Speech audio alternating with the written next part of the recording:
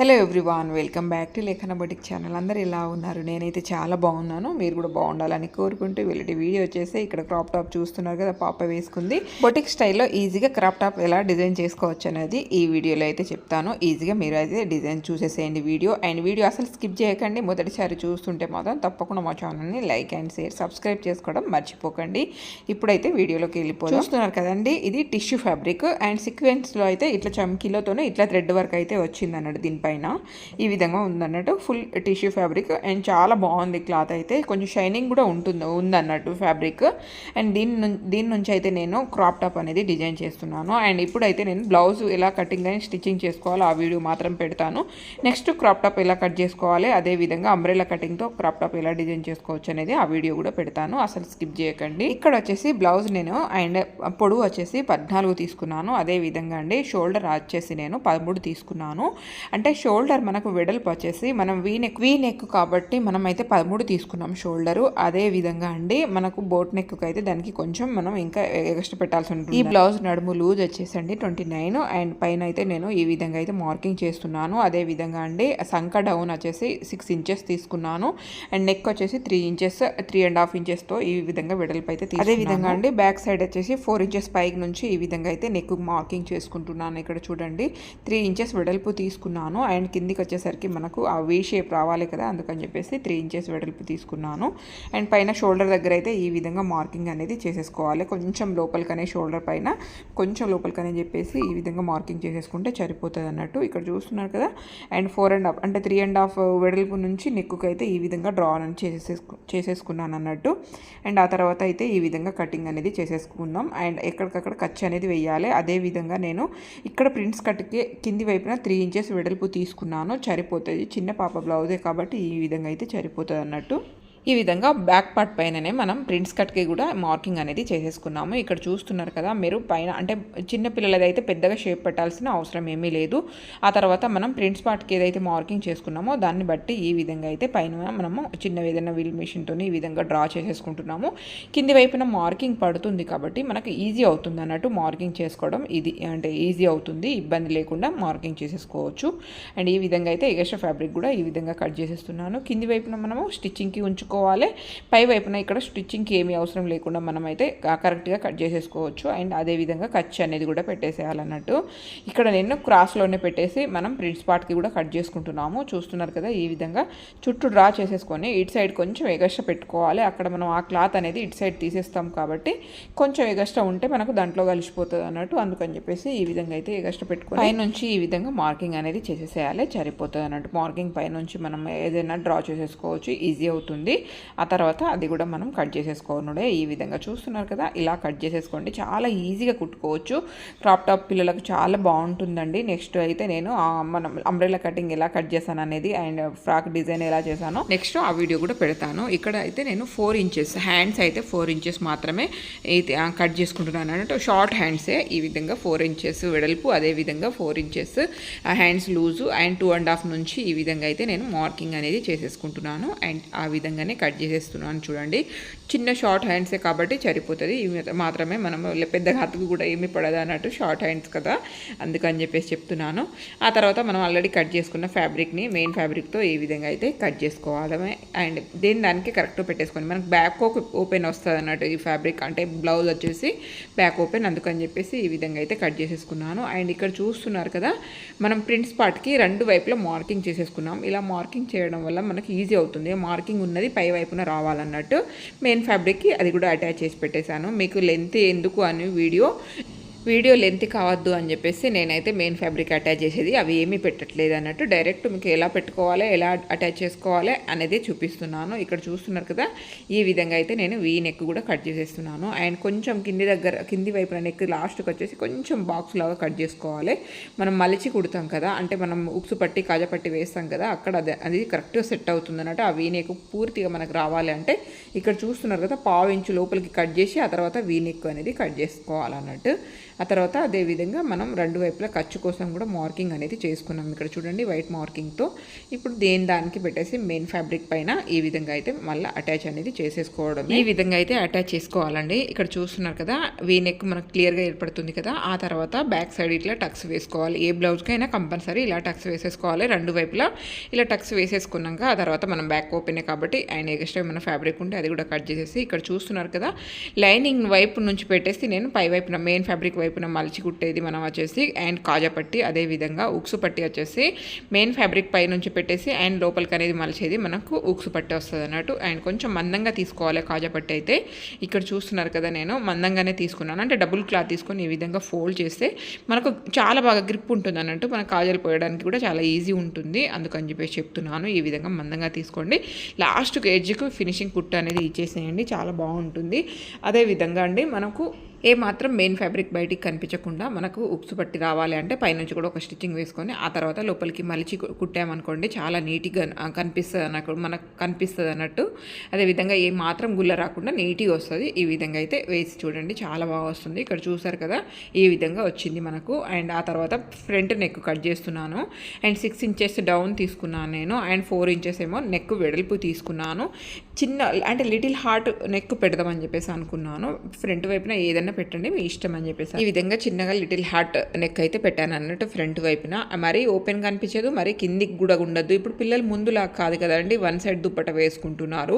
అదేవిధంగా జస్ట్ అట్లా one side dupatta కానీ అలా వేసుకున్నప్పుడు వాళ్ళకి ఇబ్బంది ఉండకుండా ఉండాలంటే ఈ విధంగా నెక్ కొంచెం ఫ్రంట్ బ్యాక్ సైడ్ ఎంతన్నా నెక్ పెట్టుకోవచ్చు, అది మన చాయిస్. కాకపోతే ఫ్రంట్ నెక్ చిన్నగా ఎంత వీలైతే అంత చిన్నగా పెట్టేటట్టు ట్రై చేయండి. అండ్ ఇక్కడ తర్వాత నేనైతే ఫ్రంట్ పార్ట్ ఆల్రెడీ మనం రెడీ చేసుకొని పెట్టుకున్నాం కాబట్టి ఫ్రంట్ వైపున ఈ విధంగా అటాచ్ చేసేస్తున్నాను. ఎప్పుడైనా సరే ఫ్రంట్ పార్ట్ అటాచ్ చేసేటప్పుడు నడుము దగ్గర నుంచి అటాచ్ చేయాలి. అలా చేయడం వల్ల మనకు బ్లౌజ్ చాలా నీట్గా వస్తుంది అన్నట్టు. ఈ విధంగా రెండు వైపులా మనకు ఇక్కడ పైపింగ్ కూడా యాడ్ చేసుకోవచ్చు మన చాయిస్.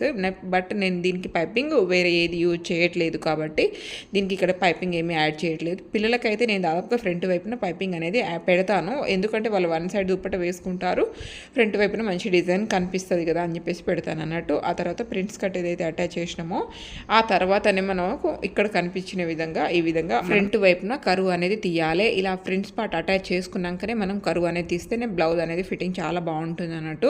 ఇక్కడ చూస్తున్నారు కదా. ఆ తర్వాత మనం షోల్డర్ అయితే అటాచ్ చేసేసుకుంటున్నాం. ఫ్రంట్ బ్యాక్ రెడీ అయిపోయింది కాబట్టి ఈ విధంగా షోల్డర్ అటాచ్ చేసుకున్నాము.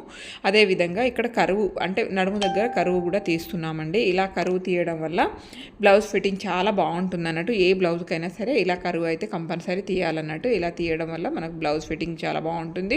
వెనకాల లేచినట్టు అలా ఏది లేకుండా మనకు చాలా బాగా వస్తుంది అన్నట్టు. నేను ఈ లెహంగాలో ఏదైతే లైనింగ్ యూజ్ చేసాను, లెహంగాకి అయితే క్రేప్ క్లాత్ యూజ్ చేశాను లైనింగ్. అదే క్లాత్తోనే నేను పైపింగ్ అనేది యాడ్ చేసేస్తున్నాను అన్నట్టు. అండ్ ఇక్కడ చూస్తున్నారు కదా నేను నడుముకు కూడా పైపింగే వేసాను, అదేవిధంగా నెక్కు కూడా పైపింగ్ వేసాను. ఇది వచ్చేసి మనం జస్ట్ పైపింగ్ థ్రెడ్ పైపింగ్ లోపల అంటే థ్రెడ్ లోపల వేసేసి మనం వన్ సైడ్ నుంచి ఫోల్డ్ చేసుకునేది వచ్చేసి ఇది హ్యాండ్స్కి అదేవిధంగా నడుముకి యూజ్ చేస్తున్నాను. వన్ సైడ్ ఆల్రెడీ మనం ఫోల్డ్ చేసుకొని ఆ మధ్యలో మళ్ళీ పైపింగ్ ఏదైతే దారం ఉందో అది పెట్టి ఆ తర్వాత మనం వన్ సైడ్ నుంచి లాక్ చేసేది. ఇది వచ్చేసి నెక్కు అంటే బయట నుంచి మనం ఎప్పుడైనా సరే నెక్కు యాడ్ చేయాలి అనుకుంటే మాత్రం ఇట్లా రెండు సైడ్లో ఫోల్డ్ చేసుకోవాలి, ఎందుకంటే థ్రెడ్ బయటికి రాకుండా ఉంటుంది అన్నట్టు. ఆ తర్వాత నెక్కుకి అయితే ఇక్కడ పైపింగ్ అనేది యాడ్ చేస్తున్నాను. సేమ్ కలర్ పైపింగ్ తీసుకుంటున్నాం కాబట్టి చాలా నీట్గా కనిపిస్తుంది. అది కూడా మనం ఎప్పుడైనా సరే మీరు ఏ బ్లౌజ్ అయినా సరే పైపింగ్ వేసామనుకోండి చాలా వాటికి యూజ్ అవుతుంది అన్నట్టు. అందుకని చెప్పేసి ఏ బ్లౌజ్కైనా సరే మీరు అంటే అన్నిటికీ చాలా వాటికి యూజ్ చేయాలి అనుకుంటే మాత్రం సెల్ఫ్ పైపింగ్ వేయించండి. ఇక్కడ నేను బ్యాక్ సైడ్ కూడా అంటే నడుముకు కూడా ఈ విధంగా పైపింగ్ అనేది వేసేస్తున్నాను అన్నట్టు. అండ్ పైన అయితే మనం లైనింగ్ తీసుకున్నాము, లోపల వచ్చేసి పైపింగ్ వేసేసాము ఈ విధంగా. అదేవిధంగా హ్యాండ్స్కి ఈ విధంగా కరువు తీసేసి చేతికి కూడా నేను పైపింగ్ అనేది వేసేస్తున్నాను. ఇక్కడ షార్ట్ హ్యాండ్సే తీసుకున్నాం కాబట్టి ఈజీ అవుతుంది, వర్క్ అనేది త్వరగా అవుతుంది అన్నట్టు. ఇక్కడ చూస్తున్నారు కదా నేను డైరెక్ట్ పెట్టేసి ఈ విధంగా అయితే పైపింగ్ అనేది యాడ్ చేస్తున్నాను. మీకు ఒకవేళ ఈజీ అంటే కొంచెం కష్టంగా అనిపిస్తే మాత్రం ఫస్ట్ మీరు చేతికి లైనింగ్కి అటాచ్ చేసినాక పైపింగ్ ఆ తర్వాత మెయిన్ ఫ్యాబ్రిక్ అనేది అటాచ్ చేసేసేయండి, చాలా ఈజీగా అవుతుందని.